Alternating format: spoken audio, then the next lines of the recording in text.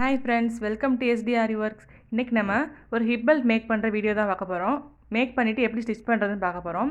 நம்ம இடுப்போட சுத்த அளவு எடுத்துக்கிட்டு அதில் பாதி அளவு டிவைட் பண்ணிக்கோங்க. இல்லாட்டி டைரெக்டாக வந்து ஃப்ரண்ட் சைடு வச்சு பார்த்து சுற்றி வேறு உங்களுக்கு எந்த அளவு வேணுமோ வந்து அளந்து எடுத்துக்கோங்க. நான் இன்றைக்கி குழந்தைங்க ஹிப் பெல்ட் தான் செஞ்சு காட்ட போகிறேன். இதே வந்து பெரியவங்களுக்குனா சைஸ் வந்து இன்க்ரீஸ் பண்ணிக்கோங்க. மெஷரிங் டேப்பில் வந்து 15 இன்ச்சஸ் மார்க் பண்ணிக்கிறேன். மார்க் பண்ணிவிட்டு இங்கிட்ட ஒரு டாட் அங்கிட்ட ஒரு டாட் வச்சுட்டு ஒரு ஸ்கேல் வச்சு இந்த மாதிரி ஸ்ட்ரைட் லைன் போட்டுக்கிறேன்.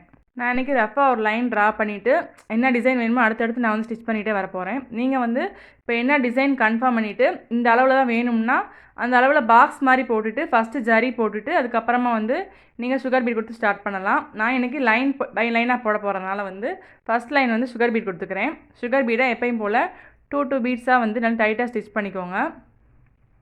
இப்போ ஒரு லைன் சுகர் பீட் கொடுத்துட்டு அதுக்கடுத்து நான் வந்து 3 mm பீட் கொடுக்க போகிறேன். 3 mm பீட் வந்து அதை ஒட்டியே வந்து கொடுத்து முடிச்சிடுறேன். 3 mm பீடையும் ஒவ்வொரு பீடாக ஸ்டிச் பண்ணுங்கள். அப்போ தான் வந்து பார்க்குறதுக்கு நீட்டாக இருக்கும். 3 mm கொடுத்து முடிச்சுட்டு அதுக்கப்புறமா திரும்பவும் நான் வந்து சுகர் பீட் தான் கொடுக்க போகிறேன். இது வந்து உங்களோட இஷ்டம் தான். உங்களுக்கு என்னென்ன பீட்ஸ் வச்சு எந்த மாதிரி வேணாலும் ஃபில் பண்ணிக்கலாம். ஆனால் அந்த ரெக்டாங்குலர் ஷேப்பில் வந்து நீங்கள் ஃபில் பண்ணிக்கணும். எந்த டிசைன் வேணாலும் நீங்கள் போட்டுக்கலாம். இப்போ நெக்ஸ்ட்டு வந்து நான் 2 mm பீட் கொடுக்குறேன்.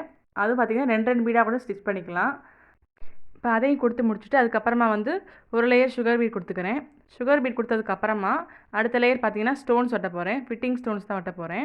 நீங்கள் ஸ்டோன் செயினை வந்து முடிஞ்ச அளவுக்கு அவாய்ட் பண்ணிடலாம். ஸ்டோன் செயின் போகிறனால வந்து லைஃப் கொஞ்சம் கம்மியாக இருக்கும்.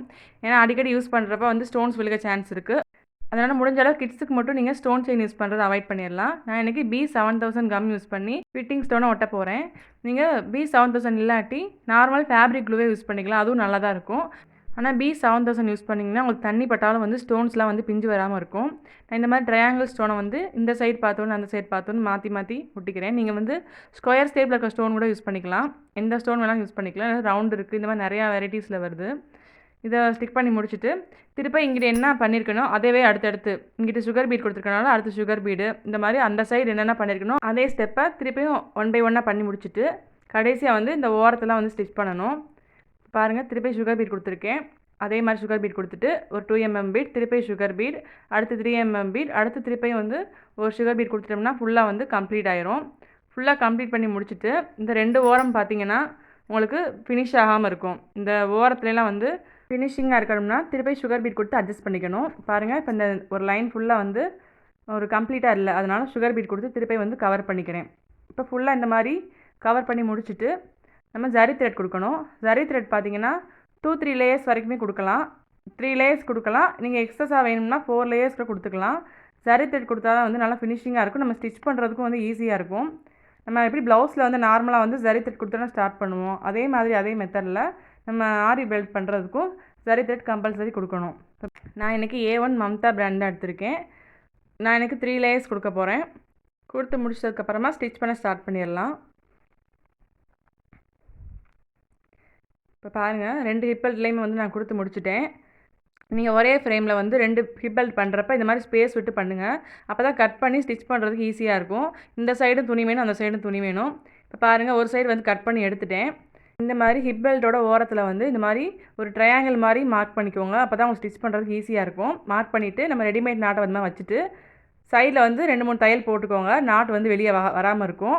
இந்த மாதிரி தையல் போட்டதுக்கப்புறமா அப்படியே கொண்டு வந்து சைடில் ஃபுல்லாக அடிச்சுடுங்க. நம்ம ஜரி போட்டிருக்கோம்ல அந்த லைனில் அப்படியே அடிச்சுக்கோங்க. இந்த ஹிப் பெல்ட் தைக்கிறதுக்கு வந்து நீங்கள் சிங்கிள் ஃபுட் தான் யூஸ் பண்ணணும். அப்போ தான் வந்து ஸ்டிச் பண்ணுறதுக்கு ஈஸியாக இருக்கும். ஆரி ஒர்க் பொறுத்த வரைக்கும் சிங்கிள் ஃபுட் தான் யூஸ் பண்ணணும். திருப்பி இன்னொரு நாட்டை எடுத்து இந்த சைடில் வச்சுட்டு திருப்பி அதே மாதிரி 2-3 தையல் போட்டுட்டு அப்படியே திருப்பி கொண்டு வந்துடுங்க. இப்போ இந்த கட் பண்ணி வெளியில் எடுத்துடலாம். எடுத்துகிட்டு ஹிப் பெல்ட்டை வந்து பெரட்டி விட்டுருங்க.